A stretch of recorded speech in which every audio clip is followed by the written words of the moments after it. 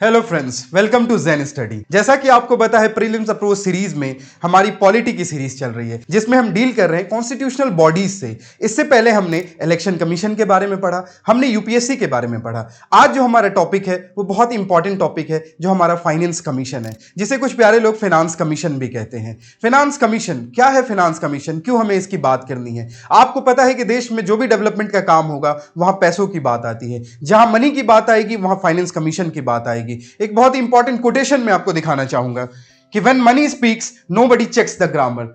When money speaks nobody checks the grammar. जब बात पैसों की आती है तो किसी और चीज की बात नहीं होती है। एक और तस्वीर है यहां पे जो सरकाज़म में मैंने डाला हुआ है कि पैसा है तो लंबी लंबी बातें हैं। ये रिसेंटली एक वेब सीरीज आई थी। आज हम बात करेंगे देश में पैसों के बारे में, कि कैसे बंटवारा होता है, कैसे सेंटर और स्टेट के बीच में फंड का डिस्ट्रीब्यूशन होता है, कहां पे हमें कितने पैसे एलोकेट करने हैं, कौन से डिपार्टमेंट, कौन से मंत्रालय को कितने पैसे जाने हैं। ये सारी चीजें हमारे फाइनेंस कमीशन से डील होती है। तो हम स्टार्ट करते हैं अपनी आज की टॉपिक, जो हमारा कॉन्स्टिट्यूशनल बॉडी का है, जो हमारे फाइनेंस कमीशन का है।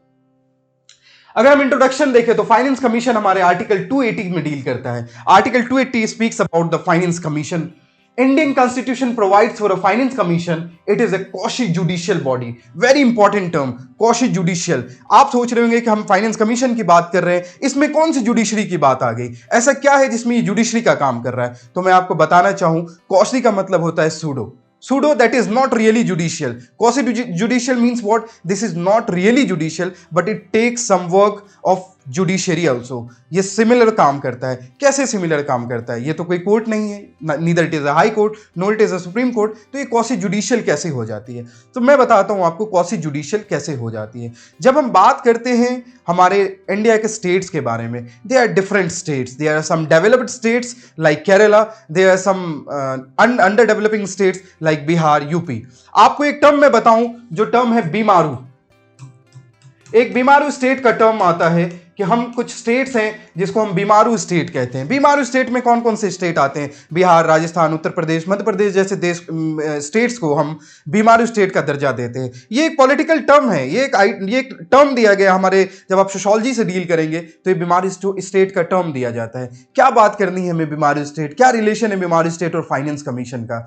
आपको मैं बताऊं कि केरल जैसे स्टेट अपने डेवलपमेंट पे काम करते हैं, अपने पॉपुलेशन को कंट्रोल करते हैं, फॉरेस्टेशन का काम करते हैं, इन्वायरमेंट में वर्क करते हैं, और वो जनरेट करते हैं अपनी इकोनॉमी का 100 रुपए। तो वो अपने सेंटर को अगर वो 100 रुपए देते हैं तो उनके ग्रांट में 30 रुपीज आते हैं। लेकिन वहीं पे कुछ स्टेट हैं जैसे बिहार, जो डेवलपमेंट में काम नहीं कर पा रहे हैं, अपने पॉपुलेशन और अपने इन्वायरमेंट को उतना कंट्रोल नहीं कर पा रहे हैं, पॉपुलेशन भी ग्रो हो रहा है, डिफॉरेस्टेशन भी हो रहा है वहां पे। इवन देन अगर वो जनरेट करके अपने सेंटर को 100 रुपए देते हैं तो वहां से उन्हें वापस इन ग्रांट 150 रुपीज मिलता है, 200 रुपीज मिलता है। तो आपको देखना होगा कि यहां पे क्यों ऐसा हो रहा है कि जो अच्छा काम कर रहे हैं, जो हमारे साउथ के स्टेट्स हैं और जो अदर स्टेट्स हैं, जो अच्छा काम करने के बावजूद उन्हें कम ग्रांट मिल रहा है। इसी चीज को डील करती है हमारी फाइनेंस कमीशन। वो कहती है कि नहीं, हम अपनी जो अंडर डेवलपिंग स्टेट्स हैं, जो हमारे पिछड़े हुए राज्य, हम उसको नहीं छोड़ सकते हैं। हम एक बड़ी आबादी को डेवलपमेंट की तरफ लेके आना चाहते हैं, मुख्य धारा में लाना चाहते हैं, इसलिए हम उसको ग्रांट्स देते हैं। उसको हम ज्यादा 100 के बदले उसको हम एक और एड ऑन ग्रांट देते हैं, जो फाइनेंस कमीशन के द्वारा तय किया जाता है। इसलिए हम इसे क्वासी जुडिशियल बॉडी कहते हैं।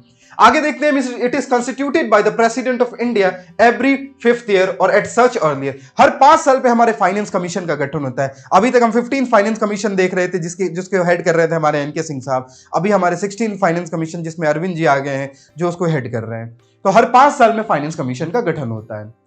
आगे देखते हैं, the constitution of India regarded the finance commission is the balancing wheel of fiscal federation in India.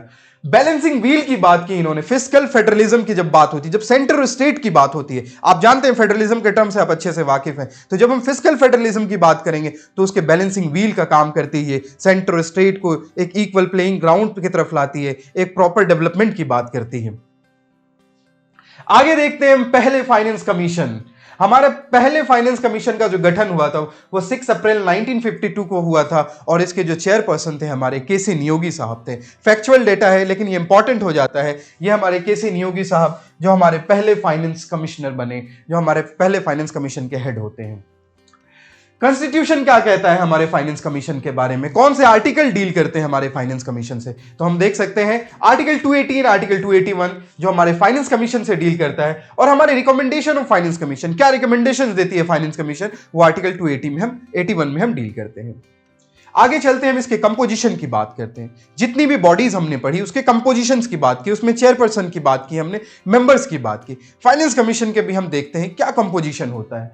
तो फाइनेंस कमीशन जो है हमारे एक चेयरमैन को कंप्राइज करता है, लाइक ऑल अदर बॉडीज। यहां भी एक चेयरपर्सन होते हैं, साथ में हमारे 4 मेंबर्स होते हैं अपॉइंटेड बाय प्रेसिडेंट। 4 मेंबर्स और एक चेयरपर्सन को अपॉइंट करते हैं हमारे प्रेसिडेंट साहब। इसको हमारी प्रेसिडेंट साहिबा अपॉइंट करेंगी कि कौन इसके चेयरपर्सन होंगे और इसके मेंबर्स कौन होंगे।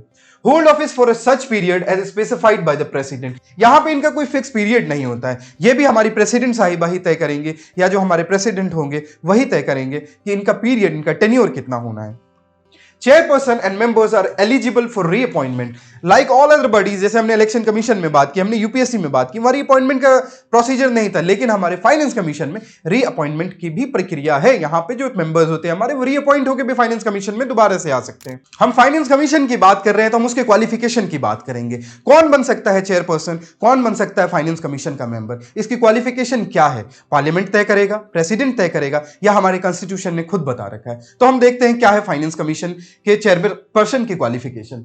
तो अगर हम चेयरपर्सन की बात करें तो a person having experience in public affair, एक आदमी जिसको पब्लिक अफेयर्स में, पब्लिक डीलिंग में, जो एडमिनिस्ट्रेशन से हो सकता है, जुडिशरी से हो सकता है, जिसको पब्लिक अफेयर्स का एक्सपीरियंस हो, वो हमारे चेयरपर्सन बनने के लिए एलिजिबल होता है। अदर मेंबर्स की अगर हम बात करें तो अदर मेंबर्स की क्या क्वालिफिकेशन होती है, क्या क्वालिफिकेशन बताई गई है?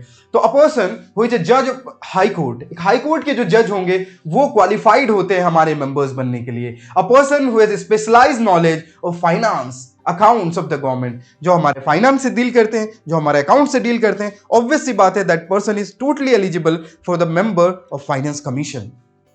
अगर हम और क्वालिफिकेशन की बात करें तो एक पर्सन जिसको फाइनेंशियल मैटर्स में और एडमिनिस्ट्रेशन में, जो एडमिनिस्ट्रेशन का बंदा होगा, जिसको फाइनेंशियल मैटर्स में एक्सपीरियंस होगा, वो भी हमारे एलिजिबल होते हैं मेंबर्स बनने के लिए। और आखिरी हमारी जो क्वालिफिकेशन होती है, एक पर्सन जिसको इकोनॉमिक्स में नॉलेज होता है, कोई भी बंदा जो इकोनॉमिक्स से डील कर रहा है वो हमारे फाइनेंस कमीशन के मेंबर बनने के लिए क्वालिफाइड होता है।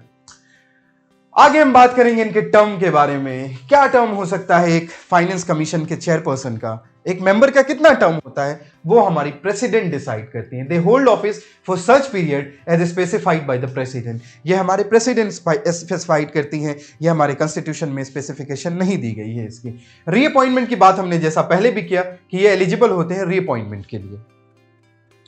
आगे बात हमने क्वालिफिकेशन की कर ली, अब हम डिसक्वालिफिकेशन की बात करेंगे। कौन ऐसे ग्राउंड्स है जिसमें हम डिसक्वालीफाई कर सकते हैं अपने मेंबर्स को, अपने चेयरपर्सन को हम कौन से ग्राउंड्स पे डिसक्वालीफाई कर सकते हैं, उस चीज को हम देख लेते हैं। देयर आर सम ग्राउंड्स जिसमें हमारे chairman and members can be disqualified on the following ground. क्या क्या ग्राउंड होते हैं? तो एक अनसाउंड माइंड अगर उनका हो जाता है, if she is in undischarged insolvent, अगर वो फिजिकली और मेंटली फिट नहीं होते हैं अपने डिसीजंस लेने के लिए, अगर अनसाउंड हो जाते हैं वो, या वो इंसॉल्वेंट हो जाते हैं, या बैंकरप्सी में चले जाते हैं, उनका दिवालिया घोषित हो जाता है, या किसी इलीगल एक्टिविटीज में वो पाए जाते हैं, तो उस कंडीशन में हम उसको डिस्क्वालीफाई कर देते हैं। और क्या कंडीशंस होती है? इफ ही और she is convicted of an offence involving moral turpitude, अगर हम देखेंगे वो मोरल टर्पिट्यूड में आ जाते हैं किसी इलीगल एक्टिविटीज में, या मोरल ग्राउंड्स पे वो अपने ऑफिस को आंसरेबल नहीं होते हैं, तो ऐसे ग्राउंड्स में भी हम उसको डिस्क्वालीफाई कर सकते हैं। आगे देखते हैं सबसे इंपॉर्टेंट, जब हमारी कोई बॉडी बनती है तो सबसे इंपॉर्टेंट उसके वर्क क्या होते हैं, कौन सी चीज़ों से वो डील करेगी। फाइनेंस कमीशन है, हमने बात फंडिंग की कितना सेंटर को फंडिंग जाएगा, कितना स्टेट को फंडिंग जाएगा, क्या टैक्सेस का अलोकेशन होगा, कैसे हम एम्पावर कर सकते हैं जो बीमारू स्टेट्स हैं या जो अंडर डेवलप्ड स्टेट है, कौन से मंत्रालय में कितने फंड जाएंगे, कितना डेवलपमेंट में फंड जाएगा, कितना एजुकेशन में फंड जाएगा, क्या बजट होगा, ये सारी चीज़ों से डील करती है हमारी फाइनेंस कमीशन की बॉडी। आप देख सकते हैं निर्मला ताई, यहाँ पे मैंने इनकी फोटो लगाई, जो हमारी फाइनेंस मंत्री भी हैं। तो क्या फंक्शंस होते हैं, क्या फंक्शंस होते हैं हमारे फाइनेंस कमीशन के? तो finance commission is required to make recommendation to the president on the following matters. कौन कौन से मैटर्स होते हैं? तो distribution of the net proceeds of taxes, taxes हम जो सामान लेते हैं उसमें हम जीएसटी देते हैं, एसजीएसटी देते हैं, सीजीएसटी देते हैं हम, तो हमारे वो टैक्सेस का अलोकेशन कैसे होगा between centre and the state, and the allocation between the state of the respective share of taxes. कितना टैक्स का शेयर हमारे सेंटर के पास जाएगा, कितना स्टेट के पास जाएगा, जो भी सामान हम ले रहे हैं, इसकी बात, इसका डिसीजन, इसका फाइनल क्वाशी जुडिशियल बॉडी जो हमारी फाइनेंस कमीशन है यही तय करती है। इसके रूल्स एंड फंक्शंस में आती है ये चीजें। दूसरी चीज हम देखेंगे, principles that should be govern the grants in aid. Article 275 हमारे ग्रांट्स इन एड की बात करता है to the states by the centre out of consolidated fund of India. हमारी फाइनेंस कमीशन या हमारा सेंटर सिर्फ टैक्सेस से डील नहीं करता। अगर हमारे स्टेट में, हमारे केरला में कोई स्टॉर्म आ जाता है, कोई सुनामी आ जाती है, हमारे बिहार में अगर कोई फ्लड आ जाता है, तो हमारे कंसोलिडेटेड फंड ऑफ इंडिया से एक ग्रांट ऐड किया जाता है सेंटर के द्वारा। इसका भी चयन, इसका भी डिस्क्रिमिनेशन कौन करता है, इसके बारे में भी डिफाइन कौन करता है, तो हमारी फाइनेंस कमीशन के फंक्शंस, फाइनेंस कमीशन के वर्क प्रोफाइल में आता है ये। आगे हम देखते हैं measures needed to augment the consolidated fund of a state to supplement the resources of the panchayat and the municipalities in the state on the basis of recommendation made by the state finance commission। अब हम augmentation की बात करते हैं। क्या ऐसे measures हम ले सकते हैं जिससे हमारे जो पिछड़े हुए राज्य हैं उनको हम कैसे अपलिफ्ट कर सकते हैं? क्या हम उनको फंड दे सकते हैं? कौन से स्टेप्स लिए जा सकते हैं कि वो पंचायत लेवल पे और म्युनिसिपैलिटी लेवल पे हमारा जो फाइनेंस का गठन हो? एक स्टेट फाइनेंस कमीशन की भी बात की गई है। जब हम डिसेंट्रलाइजेशन ऑफ गवर्नमेंट की बात करते हैं, पंचायती राज और हम म्युनिसिपैलिटी की बात करते हैं, तो वहां पे हमने देखा था स्टेट इलेक्शन कमीशन हमारे पंचायत और म्युनिसिपैलिटी के इलेक्शन को डील करता था। उसी तरह हमारे स्टेट फाइनेंस कमीशन उस बजट को डील करता है, उस फंड को डील करता है, उस डिस्ट्रीब्यूशन को डील करता है। तो हम मेजर्स लेते हैं कैसे हम अपने स्टेट को अपलिफ्ट कर सकते हैं। और एक हमारा आखिरी फंक्शन जो होता है, other matter refer to the by the president in the interest of sound finance. President हमारी डिसीजन लेती हैं कि प्रेसिडेंट के इंटरेस्ट में होता है कैसे हम साउंड फाइनेंस कर सकते हैं, कैसे हम अपने यूनियन का, अपने स्टेट के फाइनेंस को बिल्डअप कर सकते हैं, कैसे हम अपनी डेमोक्रेसी को ज्यादा डेवलप कर सकते हैं, कैसे हम अपनी जीडीपी को बढ़ा सकते हैं। इन सब के लिए जो साउंड फाइनेंस डिसीजन लिए जाते हैं वो भी हमारे फाइनेंस कमीशन के द्वारा लिए जाते हैं। अदर फंक्शंस की अगर हम बात करें तो एक बहुत इंपॉर्टेंट फंक्शंस होता है कि हमारी प्रेसिडेंट जो एक हमारी कमीशन के द्वारा एक रिपोर्ट बनाई जाती है जो हमारी प्रेसिडेंट को दिया जाता है और वो दोनों हाउस के सामने उस रिपोर्ट को सबमिट करती हैं। जैसा कि हमारी हाउसेज हैं तो लोकसभा और राज्यसभा के सामने उस रिपोर्ट को सबमिट हमारी प्रेसिडेंट के द्वारा किया जाता है। ये भी हमारा फंक्शन जो है फाइनेंस कमीशन के अंदर में आता है। आगे हम देख लेते हैं, हमने 15th फाइनेंस कमीशन की बात की जिसको हेड हमारे एनके सिंह साहब कर रहे थे। हमारी नई फाइनेंस कमीशन का गठन हो चुका है जिसको हमारे अरविंद पनगरिया साहब हेड कर रहे हैं, जो हमारे चेयरमैन हैं अभी हमारे 16th फाइनेंस कमीशन के, वो हमारे अरविंद पनगरिया हैं। हमने फाइनेंस कमीशन टॉपिक को बहुत ही छोटा सा ब्रीफ में हमने इसको डील किया, हमने इस इंपॉर्टेंट टॉपिक को और भी आसान बना दिया। अब हम देखते हैं कुछ क्वेश्चंस। आप देख सकते हैं यूपीएससी प्रीवियस ईयर क्वेश्चन है ये। क्या क्वेश्चन है हम देखते हैं। Consider the following statement. क्या करेक्ट स्टेटमेंट है इसको हमको देखना है फाइनेंस कमीशन से रिलेटेड। पहला स्टेटमेंट है finance commission is a quasi judicial body. आप देखते के साथ हमारी पहली स्लाइड में ये चीज थी, मैंने डील भी किया आपको, मैंने बीमारी स्टेट के बारे में बताया, तो ये हमारी क्वासी जुडिशियल बॉडी होती है, बिल्कुल करेक्ट स्टेटमेंट है।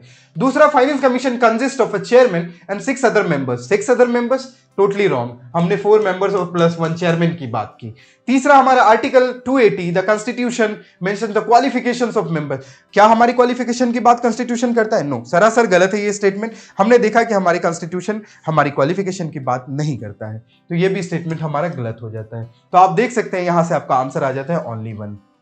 तो हमारे इस छोटे से ब्रीफ से टॉपिक में जो हमने आपको एक्सप्लेनेशन दिया उससे आपका ये टॉपिक इतना आसान हो गया, आपने चुटकियों में क्वेश्चन को सॉल्व कर दिया। ऐसे ही जो हमारे टॉपिक्स हैं जो यूपीएससी में इंपॉर्टेंट है, इंटरेस्टिंग और इंपॉर्टेंट टॉपिक्स में लाता रहूंगा। ज़ेन स्टडी आपके सामने जो प्रीलिम्स अप्रोच की सीरीज है इसको कंटिन्यू करती रहेगी। आप हमारे वीडियोज़ को लाइक करें और सब्सक्राइब करें, ऐसे ही हमारे चैनल को बूस्ट करें। Thank you.